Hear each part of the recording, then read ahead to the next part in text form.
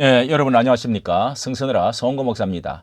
이 40 총선이 이제 다가오면서 각 정당마다 이 조직도 이렇게 갖추어져 나가고 그리고 이제 정책도 무엇인가 이 관심도가 아주 이제 높아지고 있는 가운데 이 어제 이 자유통일당 특히 기독교 자유통일당 이 강성 보수 아이콘이라고 하는 자유우파 이 자유통일당이 이 정책이 무엇인가 이런 것을 많이 묻는다 이렇게 해가지고 어떤 정당인가 이래서 이제 발표를 정강훈 목사님과 여러 이제 주요 인사들이 나와서 그러니까 토요일 아침에 이렇게 발표들을 7가지를 하는 것을 보았습니다.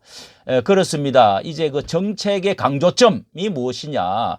사실 국힘당이 살아야 이 나라가 살고 이 국힘당이 살기 위해서는 또 자유통일당 이게 강력하게 지금까지 뒷받침이 되어 왔기 때문에 국힘당 혼자서로는 절대로 이게 승리할 수가 없다 하는 많은 사람들의 그 말이 있는 것처럼 이 국힘당이 살고 대통령이 또 살기 위해서는 자유통일당이 뒷받침되어지고 이 광화문에 강성 우파가 절대적으로 필요하다는 많은 말을 합니다.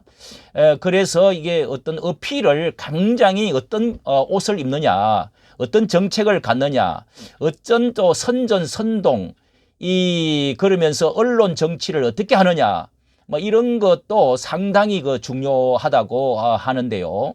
자, 이번에 이렇게 여기에 이제 한번 아침에 토요일 아침에 이렇게 정강 정책 이런 것들을 무엇인가 하고 이렇게 발표들을 한 것이 나와 있는데요. 자, 이렇게 이제 여러 이제 주요한 이제 기독당이니까요. 정책을 7가지 과거에 발표했던 것들을 몇 년 전에 아마 이게 만들어 놓은 4년 전에 만들어 놓고 발표했던 것들을 다시 리메이크 하면서 이제 대화를 나누는 가운데 자, 여기에 이렇게 이런 이제 정책도 있습니다. 7가지를 말했는데요.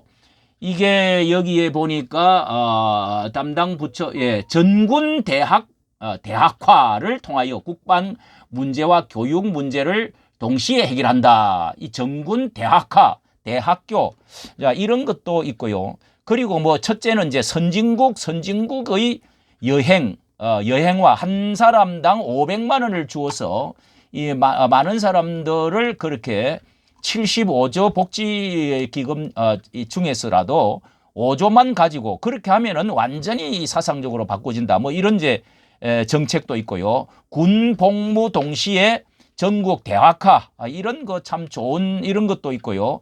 그 다음에 뭐 교육 정책 이런 것이 그리고 경제 7% 성장 뭐 이런 것들도 있고 여러 가지로 이렇게 좋은 것들 그리고 자유마을을 조직해서 밑바탕부터 이렇게 잘 교육을 시켜야 되고 조직화를 시키는 거. 자, 이런 것도 필요하다. 자, 이렇게도 말을 하고 있고 자유경성 공천 이런 것도 오픈 프라이머지요. 이것을 분명히 위에서 내리꽂기가 아니고 그런 것을 해야 된다. 또 여기는 이제 이렇게 해서 마지막으로 여러분들도 이렇게 좋은 안건이 있으면은 정책이 있으면은 말을 하십시오. 이렇게 해서 제가 이렇게 조금 더 보태서 한번 말씀을 드려보고 싶은 게 있습니다. 예. 계속 일본이 여러분 일본. 기도하는 가운데 또 하나님 주신 지혜 이것도 여기서 모두어서 우리 이 자유통일당에서 아이디어로 나라 그냥 완전히 반석 위에 세워갑시다. 여러분의 지혜 좋은 지혜 일수 보내주시면 우리가 지금 7개 소개했는데 8개 9개 10개 1000개 만개 그렇지. 그렇죠? 계속. 그런데 지난번에 어떤 분이 가정에서 하는 아무것도 아닌 아이디어 하나를 개발해 예.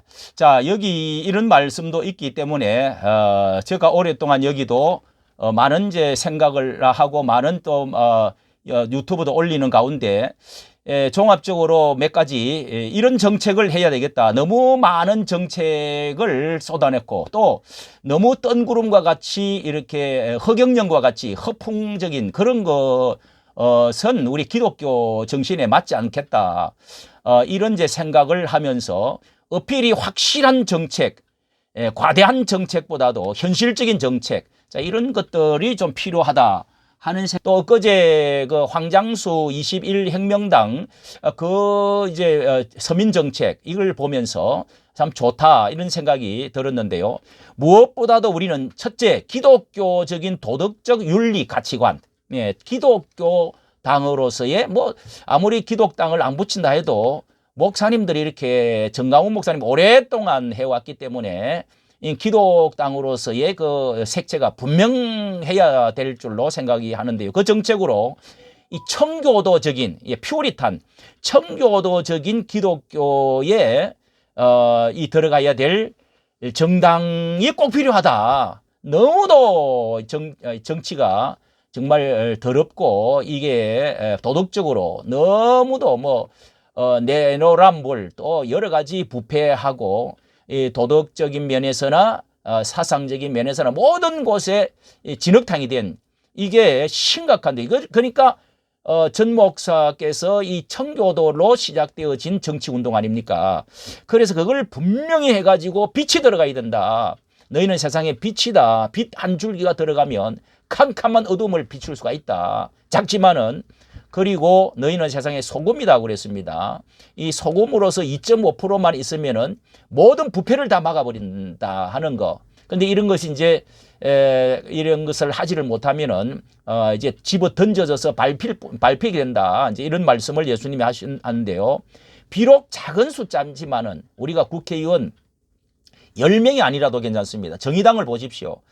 그렇게 해서 이 기독교적인 특히 이제 동성애 이 반대는요 전 세계적인 것이면서 이 마지막 보루로서 한국 교회가 전 세계에 선교적인 그런 영향력을 지금 가지고 있기 때문에 책임 있게 이 동성애 반대 차별금지법의 독소 자 이런 것들을 분명하게 제시를 해야 된다. 그리고 국회의원 줄이기를 하고 봉사제로 바꿔야 된다.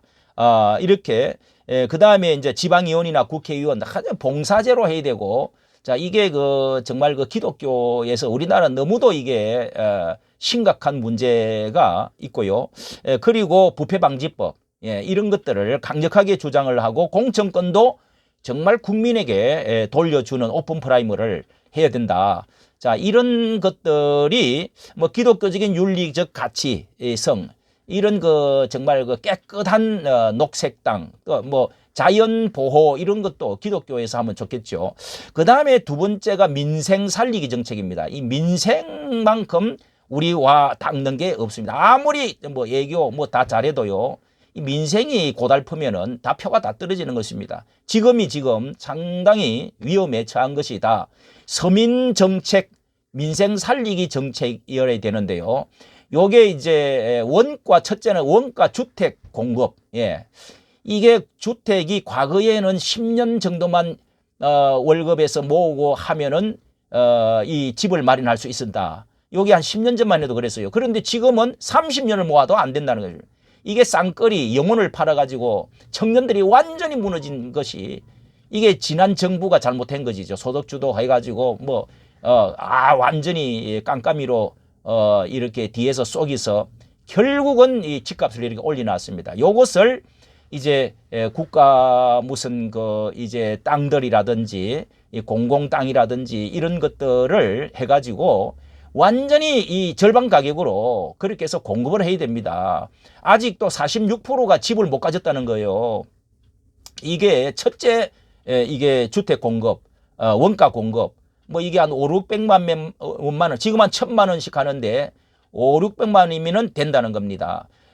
평당요. 그 다음에 노인을 국가에서 책임적으로 돌보는 거. 이게 선진국이 해야 될 일입니다.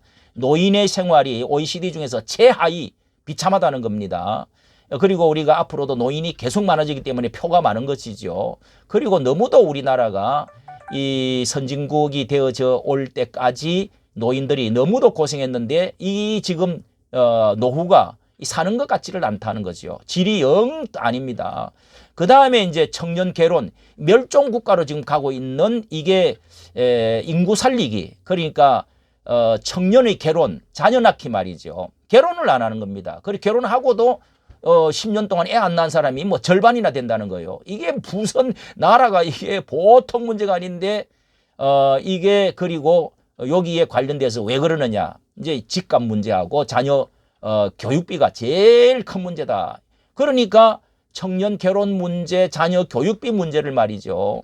이게 육아, 사교육, 이게 그냥 완전 빨리 펴져야 됩니다. 사교육. 이것 때문에 정말 누구는 좋은 대학 들어가고 유치원부터 줄을 선다고 하지 않습니까? 그래서 육아와 자녀 교육비는 국가에서 전적으로 책임을 지는 식으로 전 국가가 육아 책임을 지는 거. 예. 이거는요, 이거는 정말 할 수밖에 없고 해야 될 피부에 닿는 것이죠. 그리고 이제 최저 생계 보장. 너무도 이 현대 이제 AI라든지 정보화 시대라든지 이제 그 직장이 없어진다는 겁니다. 이렇게 해서 최저 생계에 허덕이는 사람들이 너무도 많다. 이 하는 점에서 최저 생계 보장으로 이 복지 예산 이런 거 빠지는 거 이런 것들 특별히 해서 어떻게 하든지 최저 생계 보장을 할 수 있는 정말 이 앞전 정부도 말이죠. 이게 전부 어려운 사람들 돕고 노숙자 돕고 뭐 이렇게 해서 존경받고 그 사람들 표가 많단 말이죠. 그렇게 해서 끌고 모아 가지고 이제 그 서울시장도 이 박 시장도 되고 대통령도 되고 그러니까 이 밑바닥에 있는 많은 사람들의 정책을 우리 기독교에서는 이것은 사회적 가치 이 봉사 차원에서 이웃을 사랑하라는 점에서 이런 것을 개발을 많이 해야 됩니다. 그래서 존경받는 우리 자유통일당, 정말 그 목사님이 이끄는 자유통일당 가장 어렵고 힘들고 배고프고 병들고 자 이런 사람들을 도와주는 이런 정책을 많이 개발해서 참 정말 이웃을 사랑한다. 그 다음에 마지막으로 이념적인 건데요. 요거는 늘 해가 오던 뭐 최대의 강점으로 이 자통당이 공산주의 반미 마르크스 주체사상 이거는 뿌리를 뽑더라도 교회 안에 하여간 이런 소리를 하는 목사들이 있으면은 이거는 그냥 간첩들을 색출해내 가지고 다 막 이 감옥에 보내야 됩니다. 이거는. 그리고 이 이승만 대통령이 이제 전향하라. 그리고 안 하면은 이제 기회를 주고 아니면은 북쪽으로 가라. 뭐 이렇게 해서 했던 것처럼 해야 됩니다. 그래서 자유민주주의, 이 자유시장 경제 이것이 확실하게 되고 그 다음에 이 이념 문제로 한미일 동맹, 한미동맹을 이 대통령이 하는 것처럼 철저히 되고 미군 철수 반대 이게 반대하는 사람이 이게 의식이 93%가 다 있다는 겁니다. 그런데 지금 저 민주당을 이렇게 깨뜨리려고 하면 이기려고 하면은요 요런 문제를 끄집어내 갖고 아주 너무도 많은 정책 할 필요 없습니다. 서민 정책과 그저 이 한미 동맹 미군 철수 반대 이거 동맹은 분명히 해야 되겠다. 그러고 나머지로 이 연정도 우리가 화합 통합하자 계속 부르짖어야 됩니다. 무슨 그 변호사가 하고 있는 그 자유통일당 그 다음에 또 서울역에서 하고 있는 조원진 그 당 무조건 자꾸 합치라고 그래야 됩니다. 엊그제 뭐 한 5만 명 되어진다고 하는 항장수 혁명 21당 이렇게 이제 연종을 했다고 협약식을 했는데요. 이런 것을 자꾸 하자고 손을 내밀고 그 다음에 통합하자 사랑하자 우리 하나 되자 막 계속 안 들어도 우리가 하면은 이익이죠. 그렇게 해가지고 하나로 가자. 이게 이제 해야 될 것이다. 이렇게 해서 기독교적인 윤리 도덕적 가치 정책. 그 다음에 뭡니까? 그 다음에 민생 경제, 민생 살리기 정책. 그 다음에 이념 정책. 요 세 가지를 몇 가지만 딱 붙들어도 완 국민들이 확 달려올 수 있는 박수를 이렇게 환호를 할 것이라 이런 생각이 들어서 보태서 말씀을 드렸습니다. 이까지 정책 감사합니다.